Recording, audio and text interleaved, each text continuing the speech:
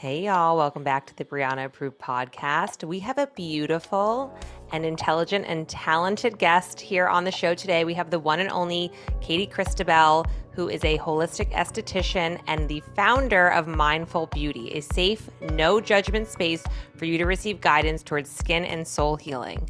You may follow Katey already on Instagram. She's known by Faces by Katey, and she is a holistic esthetician who specializes in glowing skin and fluffy brows. If you're watching this, you can see she literally looks like a doll. Her skin is amazing, and so are her eyebrows.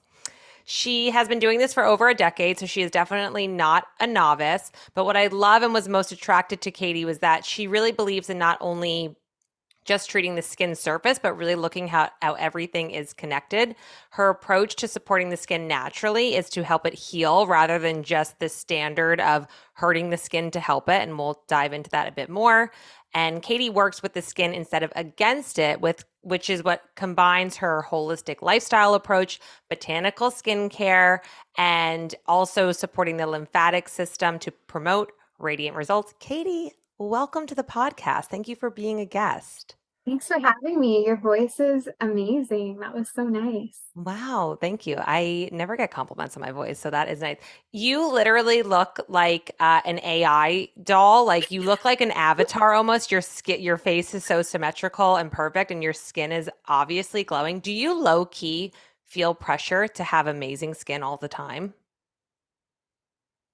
Yes, sometimes. I think it comes with the territory and also a lot of feels with that too, because for most of the time of my esthetician career, I had still very chronic cystic acne. So there I was working in a spa and I'm like, hey, let me help hydrate your skin or do these services. And I clearly was full of acne and there's a lot of shame and things that go along with that. So yeah, it's very nice to hear. But we all, just because you have a breakout doesn't mean you can still have healthy skin and have a breakout. And I think that that's something I had to learn and be a little more gentle with myself about, even to this day. Like I have a little, you can't see it on screen, but I'm wearing like a little pimple patch right now. Like stuff happens. Pimple patches were my friend during COVID because when I was wearing a mask, my chin was breaking out and I never really get pimples. But to your point, I say that a lot in the health realm where I'm like, listen, you can be doing everything right and still get sick, and that doesn't make you a bad person or that your practice is wrong. So I think that's nice that you connected that with skincare. But for those who don't know, can you maybe explain a little bit about the differences between being a holistic esthetician and traditional esthetician? I'm sure there's probably some overlaps, or maybe just what your definition of that means or how it's evolved to you over the years. So I think we all start off, you go to aesthetic school, you train as a conventional esthetician, and they teach you very from the surface inward. It's like you're oily, the skin is irritated topically, we have to heal it topically, and it's not really looking at any of the whys behind any skin condition. Whereas a holistic esthetician is going to integrate everything as a whole because the skin is an organ, it's an elimination organ. And I really believe that it's a mirror to what is happening within. And what was happening, I had access to all these machines and peels and stuff like that. And we're taught acne is forever. Like you can maintain it, but it's not curable. So that's what I was doing with myself and clients. We'd peel our face off, we'd get acne again, it'd be clear, we'd peel our face.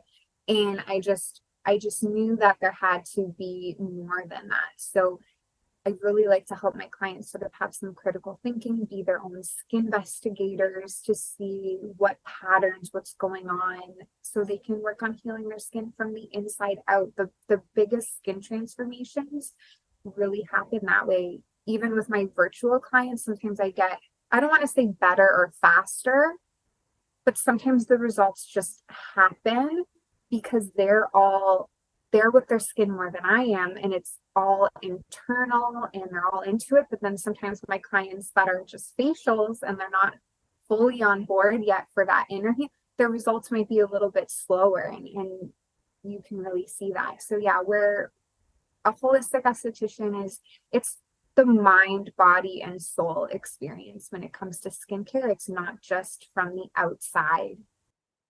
No, that was so well said and so beautiful. I love that. That resonates with me so much too, because I am always trying to preach the idea of we have like six major elimination organs, and so much emphasis, of course, is on the liver. The lymphatic system is getting more popular, which we'll talk about in a second, which is exciting to hear about.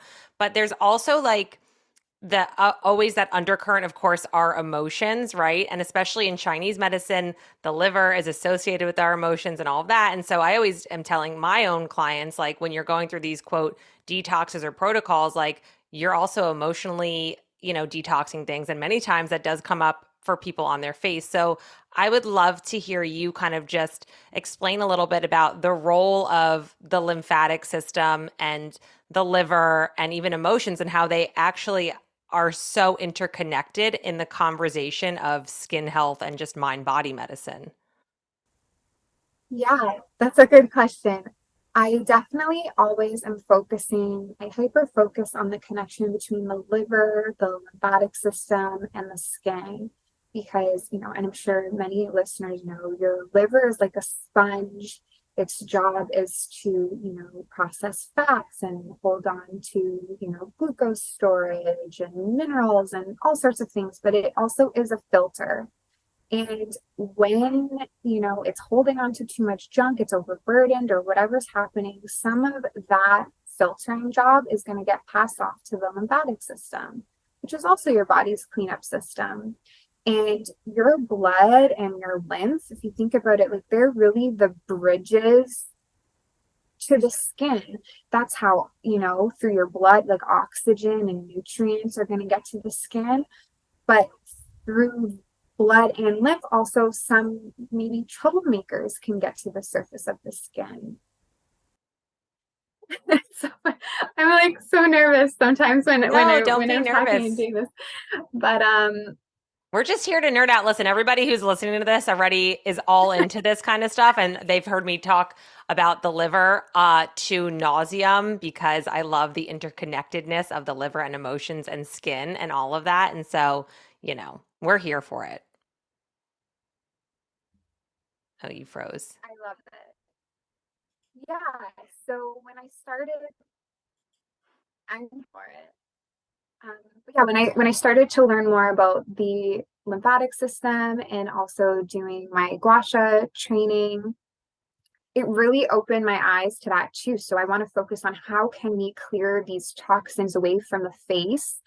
And everyone is so hyper focused on like lymphatic drainage, and I love that. It's amazing, but we also have to remember that just because we get things flowing, that doesn't mean that they're cleansing. So, facial massage, lymphatic drainage, all that stuff, it's a supportive tool, but it's not the only thing. And again, that brings it back to the holistic approach. It's how everything is interconnected. It's not just that one thing. And when it comes to our emotions, when I'm doing my virtuals, my framework is really, let's reduce pathogens and, the overburden stuff going on in the liver and lymphatic system. Let's cleanse them out. So we have to work on, being really hydrated. We want to boost the immune system. And so much of our immune system is in our blood and in our lymph. But we also want to repair and support the adrenals. And your adrenal glands, like they are responsible for a lot of hormones, but really popularly, it's like the adrenaline and cortisol. And that can be so acidic for the body. And a lot of time, women are always doing it all. We have these crazy to-do lists. Sometimes we go without eating, or we do crazy workouts, or like all these things, caffeine that can just trigger that fight or flight.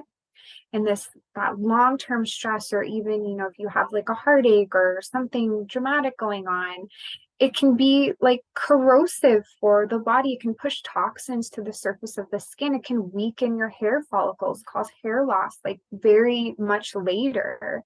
And even when we're cleansing and doing cleansing protocols, we're also cleansing those emotions. And even that's what I work on in my facials too, because yeah, we're physically wanting to induce some flow, but it's also that release of emotions and energy that can get just stuck in our aura, stuck in our muscles, that I want to help my clients cleanse as well. Because I think when you're in that state of, rest, is when the body can truly heal.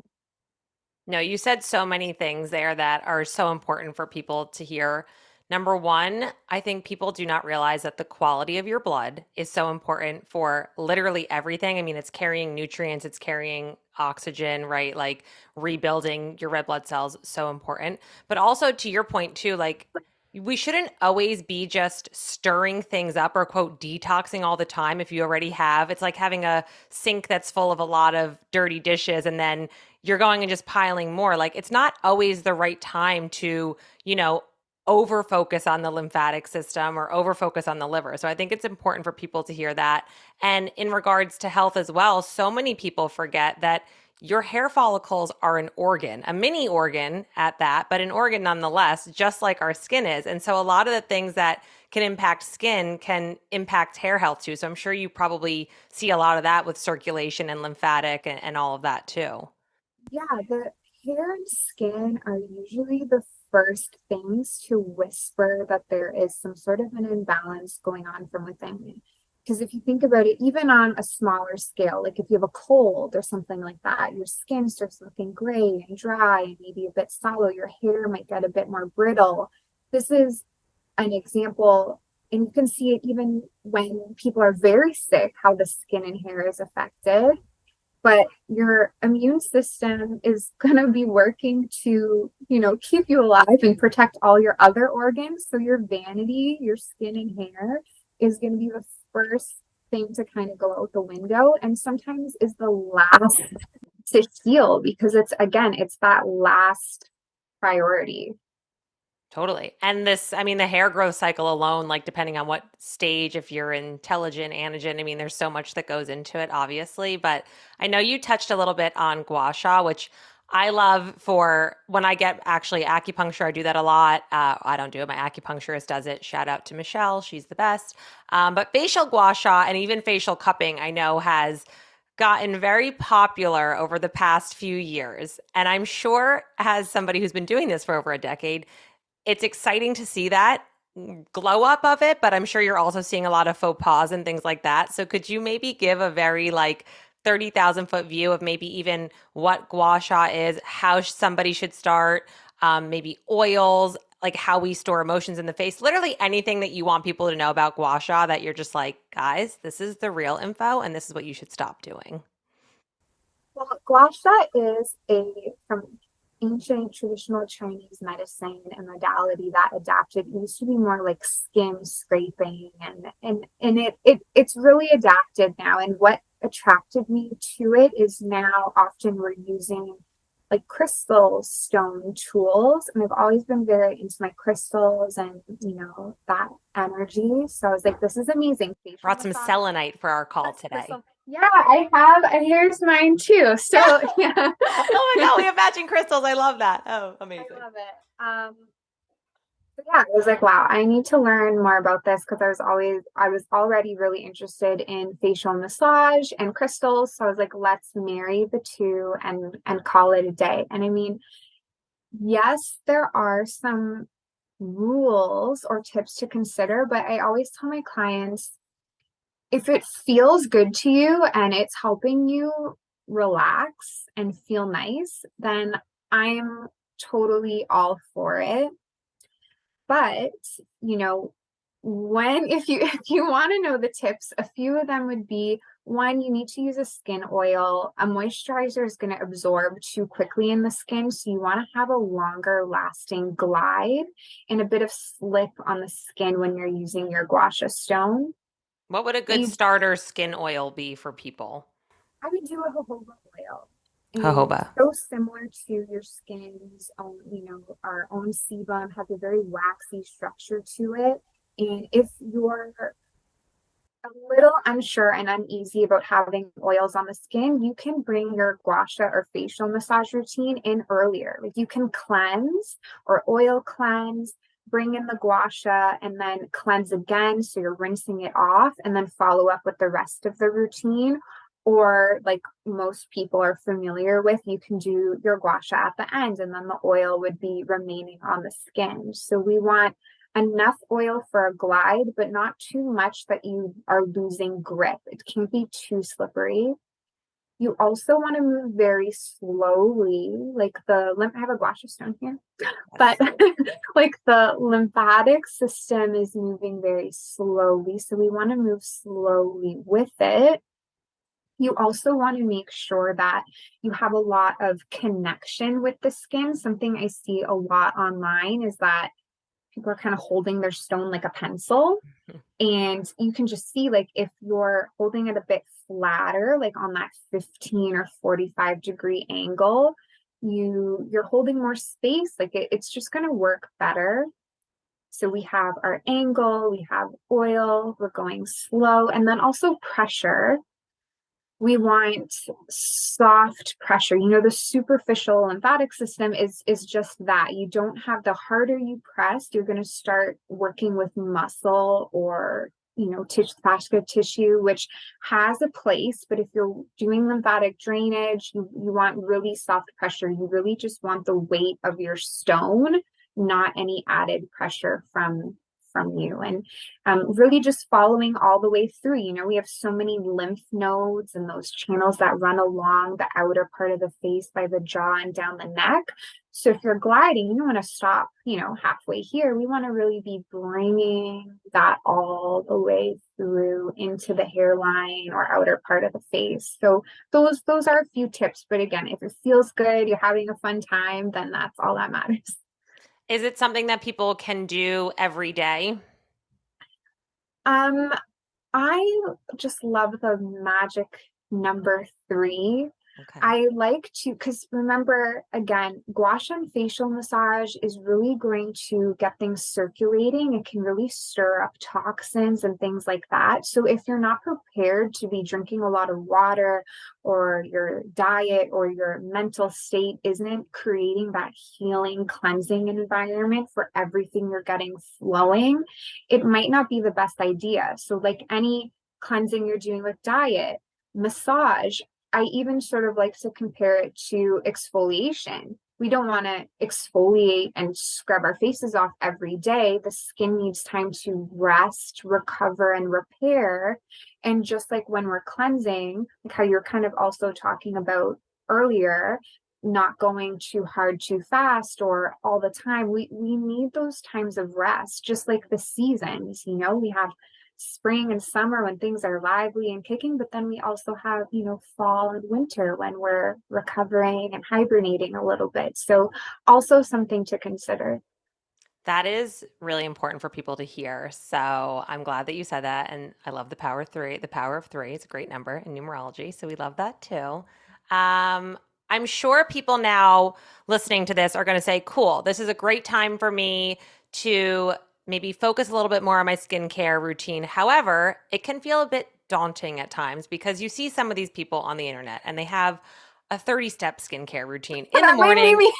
morning, night, right? But for you, that totally makes sense, right? It's your profession, it's your life, it's your world. That's like me taking herbs all day long and all that kind of stuff, right? But for somebody who's maybe new to the skincare game, they're just learning how to be a little bit more label literate. They're looking at actually what's going not only in their body, but on their body. And they're kind of trying to create this skin hierarchy of sorts, right? Like a pyramid, if you will. What would you say to somebody who is very new, or maybe this is this is something you do with them during their first consultation or whatever, but how can somebody even begin to curate a personalized skincare routine? Or is there kind of like a pecking order for like, okay, let's look at this first and we'll worry about XYZ later? Because what I have found, at least in my industry sometimes, is, people will come to me with this whole list of everything they have going on in their life and blah, blah, blah. And they're in these toxic relationships and they're taking bad supplements, whatever. And they're like, it's probably the salad dressing. And I'm like, it's not the salad dressing, and that's not where we're going to start. So is there kind of somewhere that people can maybe start and then either work their way up or down? It depends on the foundations that they already have going on. Um, I do like to say, if you're going to invest in anything, have it be a really good serum. The serum's going to, focus a little bit deeper into the skin, be a little more functional. And then you can, if you're on a budget, save more on the fluffy stuff. And you can, jojoba oil, cool. You can oil cleanse with it. It can become your moisturizer. It can become your scalp treatment. You can do so much with it, but invest in one good serum to start. And you want to be cleansing, obviously, with a gentle cleanser. When I first started being more conscious about my skincare, labels can be really overwhelming. But for me personally, I like to avoid like perfumed products, like synthetic fragrance. And that's a pretty easy one to spot and can sort of help train you to be just looking at your labels. So that's something I consider. And not related really, but I also like to check if products are cruelty free, because I just think that the energy behind that also just comes into the skincare as well. And I love the oil and water method. And that is something I learned recently from one of the brands that I carry and work with, Evan Healy. Oh my God, that's one of my favorite brands ever. I love their ingredients, but I've not heard of the oil and water. So please do tell. So great. So when we think of our, moisture barrier, it's made up of, those lipids, oils, and also like sweat, and water works to keep our water content in. So when I'm using my oils, butters, and balms, I also like to use a hydrosol or a mineral mist. One, because damp skin is going to be more absorbent than dry skin. This is going to help, sink those ingredients into the skin.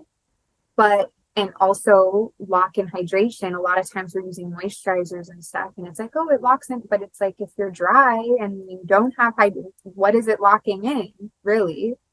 But the oil and water method mimics your moisture barrier and creates an emulsion of that oil and water. So I like to mist my face, also add a little bit into the palm of my hand with whatever I'm using, oil, butter, or balm. And it's also going to make your oil, butter, or balm more fluid. So if you're somebody that doesn't like to feel heavy, or again, you're someone intimidated or unsure by switching over to, oils and more botanicals, it makes it thinner, makes it more absorbent, and it's so pretty and really gives an amazing glow to the skin. So that's one of my favorite little tricks.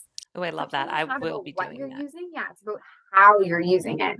Yes, that's so important. What would you say to somebody who maybe has very oily skin or what they perceive as oily skin and they say, "Well, I don't want to use oils on my face," because I feel like there's probably a lot of misinformation around that.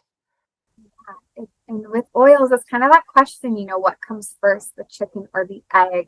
From my point of view, I really believe that acne is caused by strep bacteria that is in the lower layers of the derma.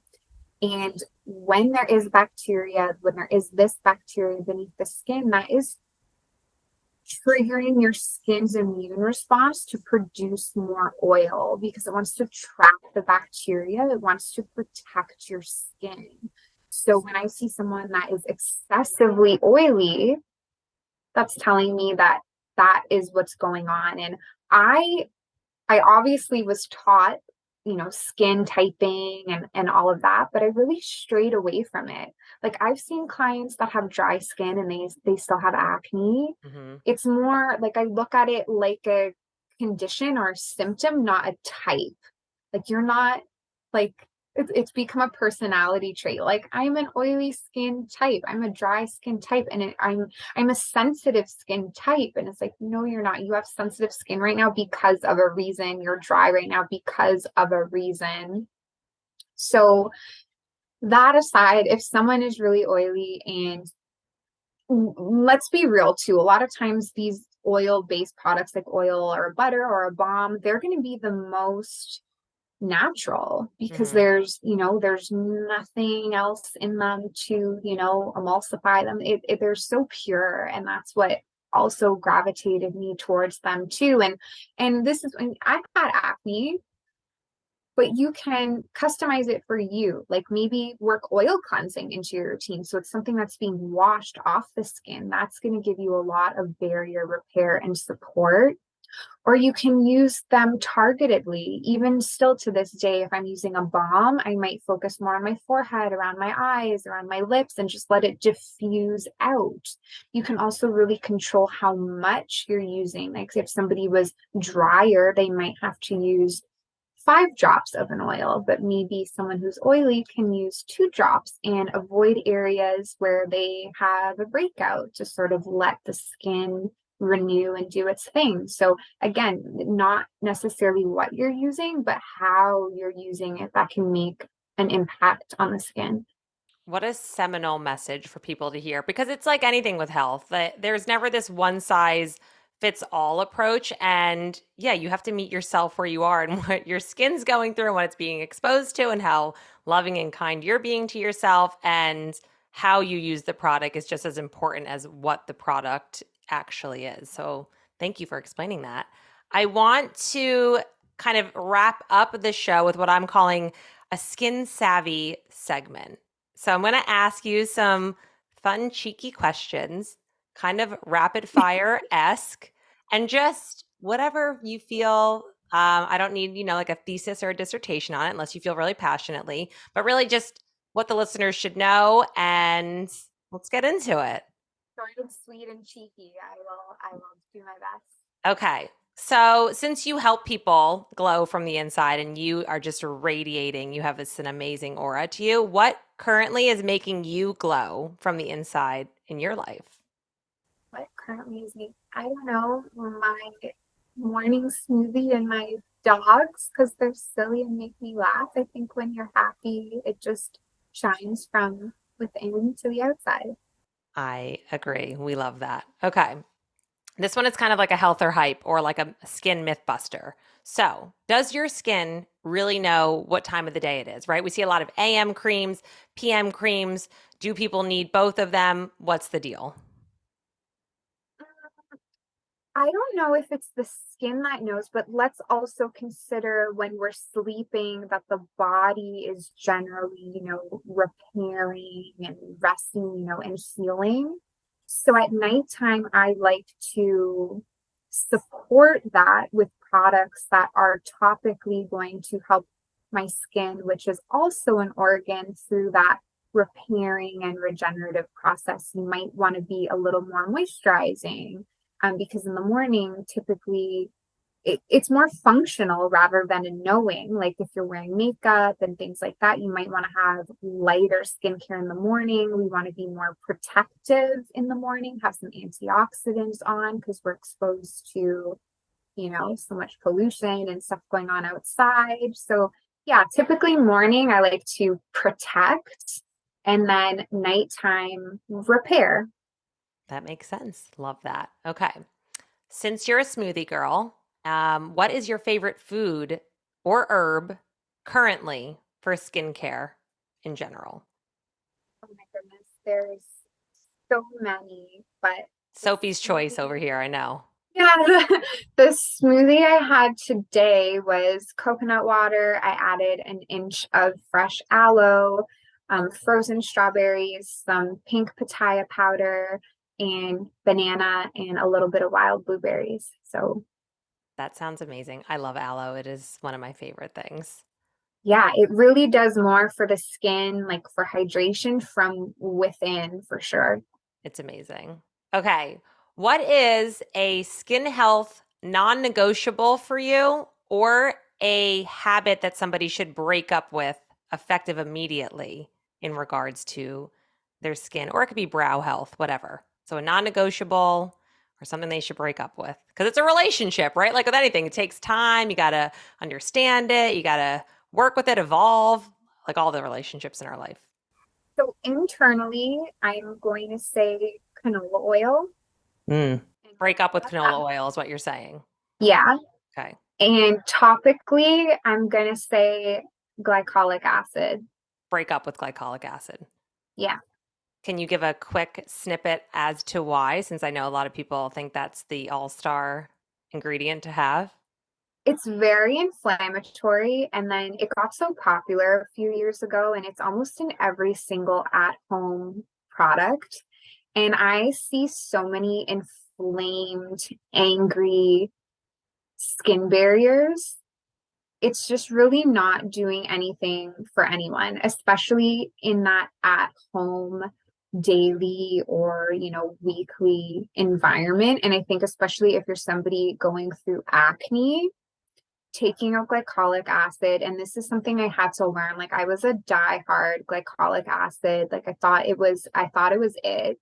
And it's not it. I don't use any glycolic acid in the treatment room. I'm really limited with my acids as well. I use a lot of like enzymes and things like that instead, and some non-acid peel options. But yeah, take glycolic acid out of your routine, because we think that like stripping the skin is what's going to give you that glow, but it isn't. That bouncy protective moisture barrier is where you're going to find that. And with the canola oil, I just think that it feeds pathogens inside the body. I think that it strips your gut lining, and it also takes a really long time to cleanse out of the liver. From my point of view, it takes 6 months, Mm-hmm. and it can really just feed and be a trigger to acne and other skin conditions. It's also in a lot of like preserved packaged food, stuff like that. So just like how we said,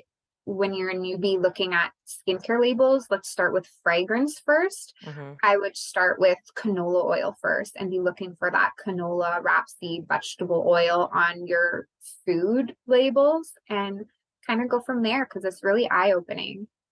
I love that. Speaking of acne, if you were hired as a marketing wizard for, let's say, the acne world, so back in the day, milk, it was like what was it, got dairy. If you could come up with a new PR campaign for acne, or maybe just a new rebrand, because so many people, to your point, focus on just stripping the skin, burning things off, picking at it, whatever.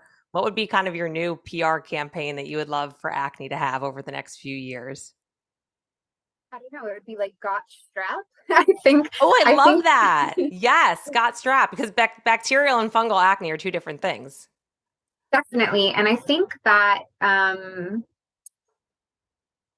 like consumerism comes into play also, but I think that just like even the holistic, the conventional medicine world, like a lot of women are really frustrated right now and really just pushed down in all of these settings. And I think acne really puts a lot of shame and blame on women. It's like, you're just an oily skin type. You're unlucky. You're oily. It's your fault. There's nothing you can do about it.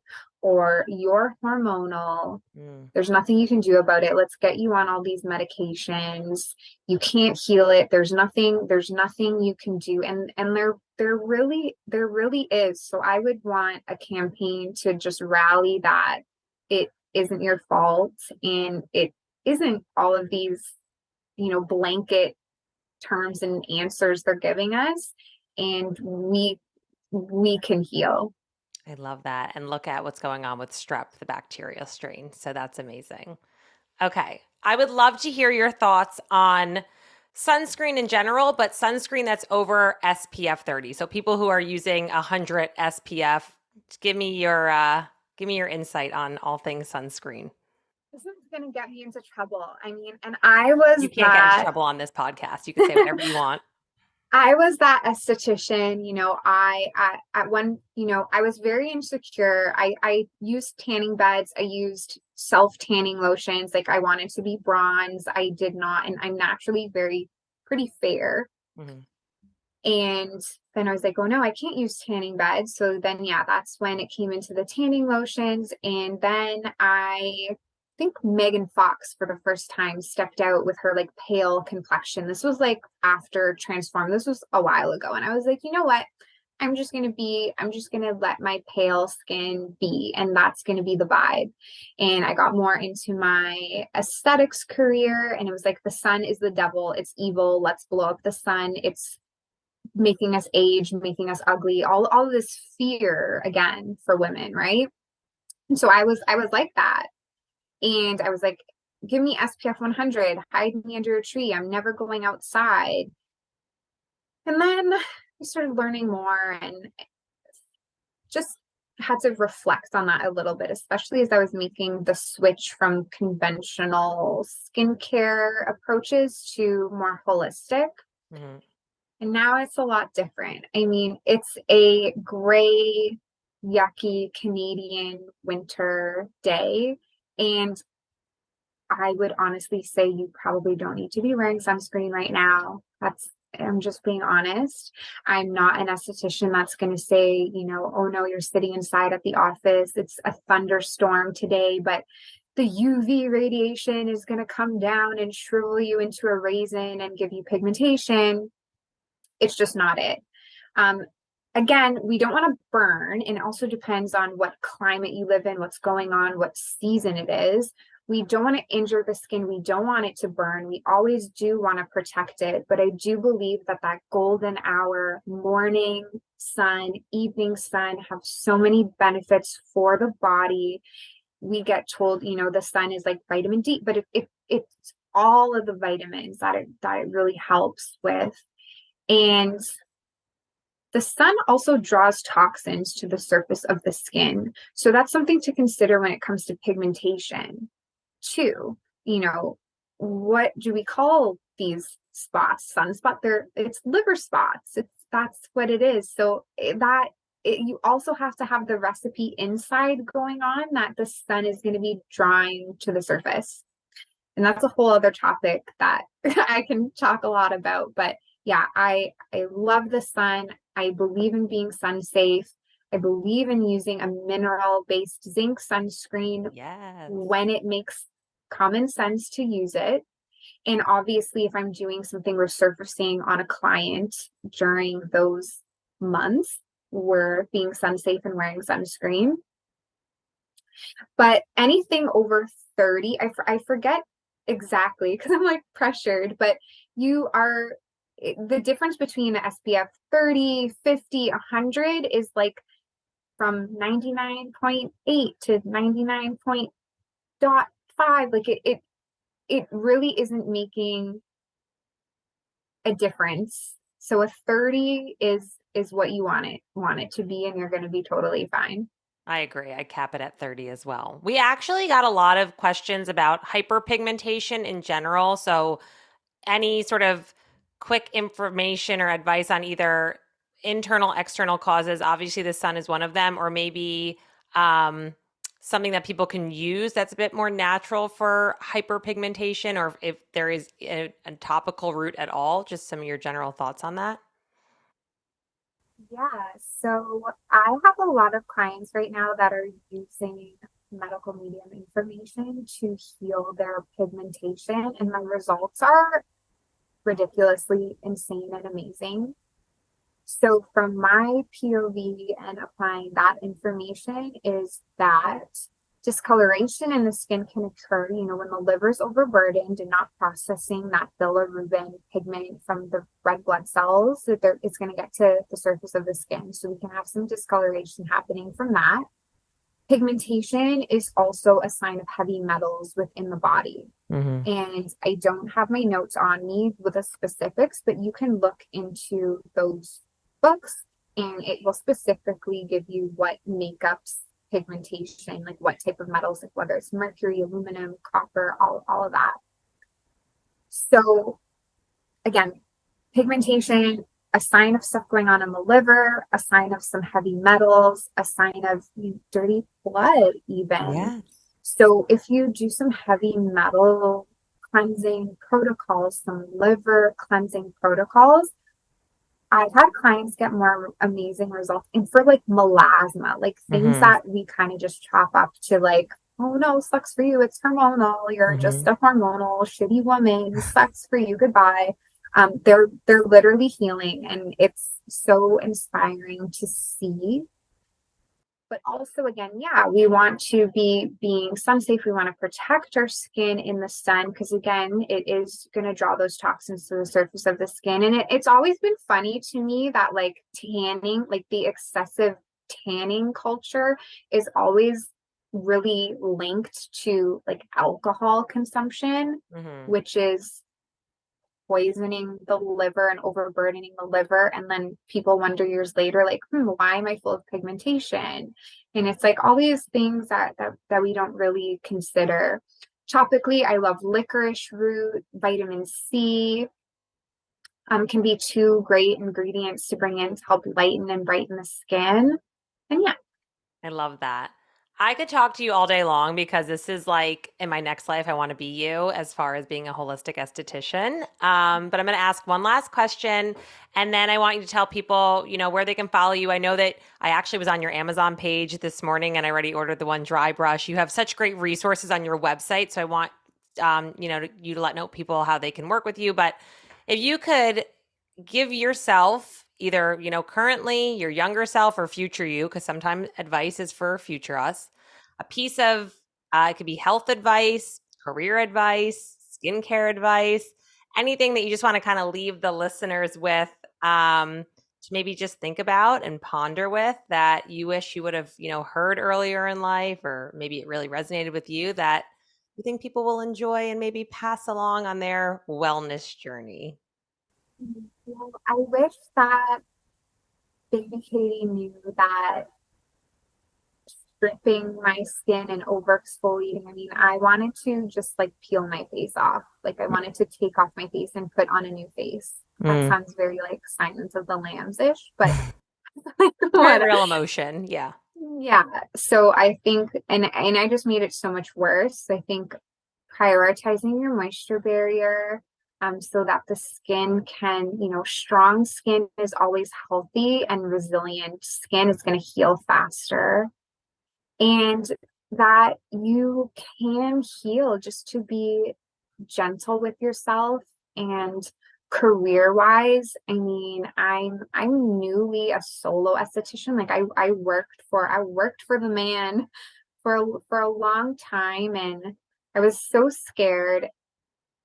And I think sometimes you gotta just do it. I wrote when I was sort of plotting my solo career as a holistic esthetician, I would write down, I even made this little like beaded bracelet, and it was, what would Elle Woods do?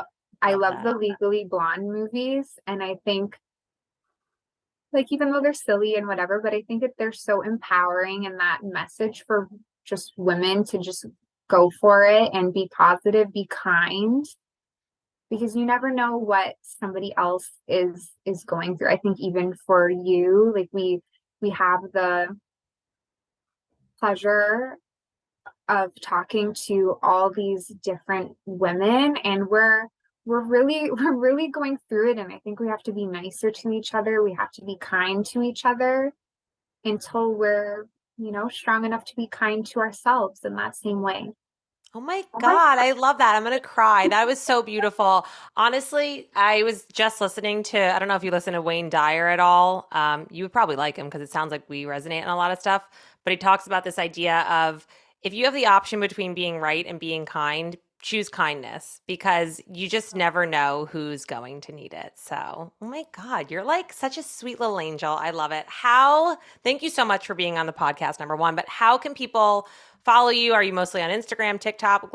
Drop all the links. Let us know. And for the listeners, it will be in the show notes. Yeah, I mean, it's pretty easy peasy lemon squeezy. My TikTok, my Instagram, and my website are Faces by Katey. The website is just facesbykatie.com. And I really put, I mean, I built my website all by myself. I mean, I have no tech background. I run everything myself. It's my baby. Aside from being in the treatment room, I'm learning to let myself be proud of it. So you can find everything there, whether you want to do a virtual holistic skin consultation or learn more about booking with me for facials or shopping my curated online skincare shop. Everything is there. Your website is so beautiful. Your blog is like, I feel like I'm in virtual esthetician school. I've been on a deep dive of it all morning. And like, even if people don't know where to start with skincare, just go there. But thank you so much for being on the show. I have really enjoyed this. This is when the internet can be great because I feel like we're connected now. And I'm so grateful for that. So thank you. Yeah, me too. Thank you. This was so nice. All right, ciao.